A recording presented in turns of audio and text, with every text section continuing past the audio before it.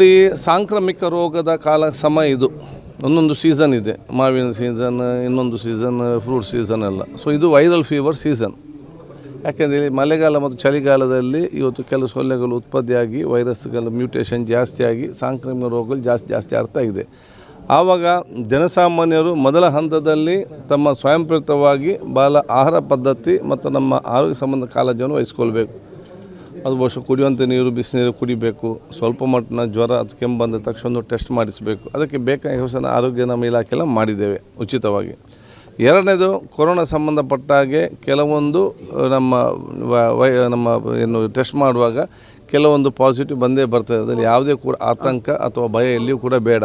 ಅದು ಬಹುಶಃ ವೈರಸ್ ಏನು 1000 ವರ್ಷ ಹೋದರೂ ಕೂಡ ಈ ವೈರಸ್ ಇದ್ದೇ ಇರ್ತದೆ.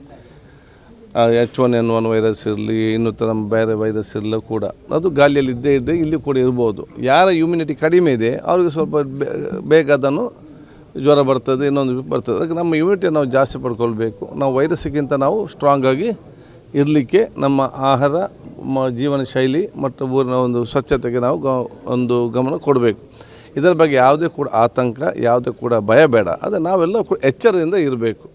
ಬಹುಶಃ ಎಲ್ಲ ರೀತಿ, ಅದು ಡೆಂಗು ಇರಲಿ, H1N1 ಇರಲಿ, ನಮ್ಮ ಕೋವಿಡ್ಗೆ ಸಂಬಂಧಪಟ್ಟ ಇರಲಿ, ಮೊಬೈಲ್ ಇರಲಿ, ಇದೆಲ್ಲ ಕೂಡ ಈಗ ನಿಭಾಯಿಸಲು ಮತ್ತು ಅದನ್ನು ನಿಯಂತ್ರಿಸಿ ಏನೆಲ್ಲ ಕ್ರಮ ತಗೊಳ್ಬೇಕಾ, ಸರ್ಕಾರ ಮತ್ತು ಆರೋಗ್ಯ ಇಲಾಖೆ ಎಲ್ಲ ರೀತಿಯಲ್ಲಿ ಸಜ್ಜಾಗಿದೆ ಮತ್ತು ಕ್ರಮ ತೆಗೆದುಕೊಳ್ತಾ ಇದೆ. ಸ್ಕ್ರೀನಿಂಗ್ ಮಾಡೋದು, ನಾವು ಏರ್ಪೋರ್ಟಲ್ಲಿ ಟೆಸ್ಟ್ ಮಾಡುವಂಥದ್ದು, ಅಲ್ಲಿ ಸ್ಕ್ರೀನ್ ಟೆಸ್ಟಿಂಗ್ ಮಾತ್ರ.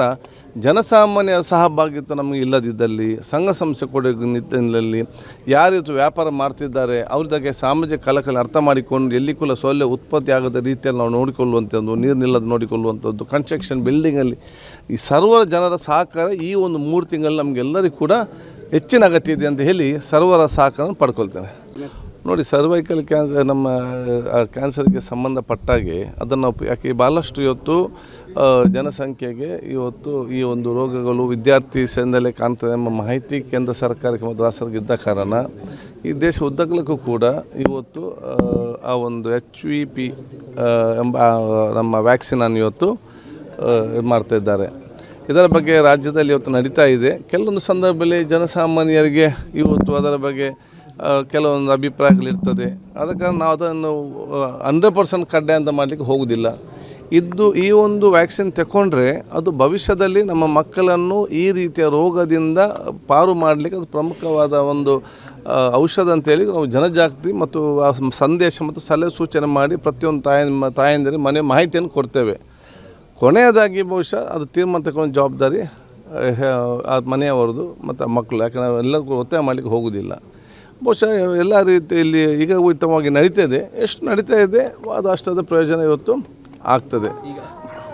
ಇಲ್ಲ, ಅದು ಈಗಾಗಲೇ ಏನಾಗಿದೆ ಅದರ ಬಗ್ಗೆ ಮಾಹಿತಿಯನ್ನು ಕೊಟ್ಟಿರ್ತಾರೆ. ಇದರ ಬಗ್ಗೆ ನಾನು ಕೂಡ ಮೀಟಿಂಗ್ ಮಾಡಿ ಇದರ ಬಗ್ಗೆ ನಾವು ಕೂಡ ಒಂದು ಸಜೆಸ್ಟ್ ಮಾಡಬೇಕು. ಅದು ನಮಗೆ ಅಗತ್ಯ ಉಂಟಾ ಇಲ್ವಾ, ಅದು ಆರೋಗ್ಯ ಸಂಬಂಧಪಟ್ಟಾಗೆ ಹೇಗೆ ಯಾವುದು, ಅದರ ಬಗ್ಗೆ ಎಲ್ಲ ಚರ್ಚೆ ಮಾಡಿಕೊಂಡೇ ಮುಂದಿನ ತೀರ್ಮಾನ ನಾವು ತಗೊಳ್ತೇವೆ.